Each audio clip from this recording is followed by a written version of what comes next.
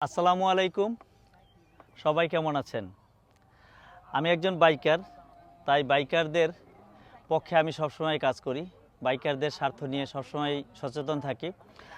আর একজন বাইকার হিসেবে আমি সকল বাইকারকে সমান চোখে দেখি, সমানভাবে আমি সম্মান করি। কিন্তু কিছুদিন পর পর আমাদের বাইকারদের ভিতরে বিভেদ সৃষ্টি হয়। কারণ কিছু বাইকার আছে, বাইকার নামের কলঙ্কই বলবো তাদের। কারণ তারা বাইকাররা আসলে কিছু কোম্পানির কাছে বিক্রি হয়ে গেছে। একজন ওয়ালটন বাইক রাইডার, একজন রানার বাইক রাইডার, একজন লিফান বাইক রাইডার অথবা any kinds of bike rider, সে সকলেই আমার কাছে সমানভাবে সম্মানিত। কারণ আমি সকল বাইক রাইডারকেই সমান চোখে দেখি।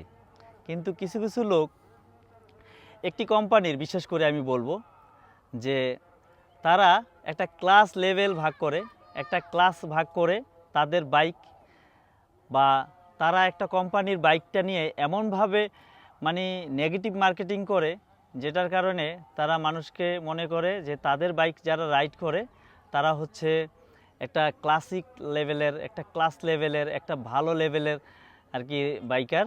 আর অন্যান্য বাইকাররা হচ্ছে লো কোয়ালিটি, লো লেভেলের বাইকার।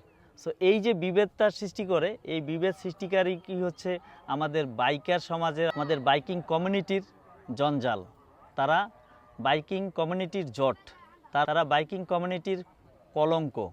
আমি এই জন্যই বলবো যে একজন বাইকারের কাছে কোন বাইক সে রাইড করলো, ইটস ডাজেন্ট ম্যাটার। ম্যাটার হচ্ছে যে সে একজন বাইকার, এটাই তার বড় পরিচয়। কিন্তু যারা এই বাইক নিয়ে, বাইকের কোম্পানি বা ব্র্যান্ড নিয়ে যারা বাইকারদের মধ্যে বিভেদ সৃষ্টি করে, আসলে আমি তাদের বাইকার মনে করি না। সো এ ধরনের বাইকার আমাদের কমিউনিটির জন্য আসলেই অভিশাপ। আমরা এ ধরনের বাইকার থেকে দূরে থাকব।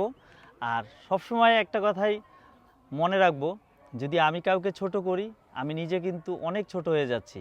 আর কাউকে যদি আমি সম্মান করি, আমি কিন্তু সম্মানিত হচ্ছি। সো কোনো ব্র্যান্ডকে আপনি প্রমোট করতে গিয়ে সেই ব্র্যান্ডটাকে এমনভাবে অ্যাপ্রোচ করবেন যাতে পজিটিভভাবে যায়। কিন্তু আপনি অন্যান্য বাইক কোম্পানিকে আপনি ছোট করে, হেয় করে আপনি কথা বলবেন, দ্যাট মিন্স আপনি যেই বাইকের বা যেই বাইক কোম্পানির মার্কেটিং করছেন, সেই বাইক কোম্পানিকে কিন্তু আপনি ছোট করছেন। সো আপনি অসম্মানিত হচ্ছেন। ইভেন আপনার যেই বাইক কোম্পানি বা যেই বাইক কোম্পানির পক্ষে কথা বলছেন, সেই বাইক কোম্পানিকেও আপনি অসম্মানিত করছেন।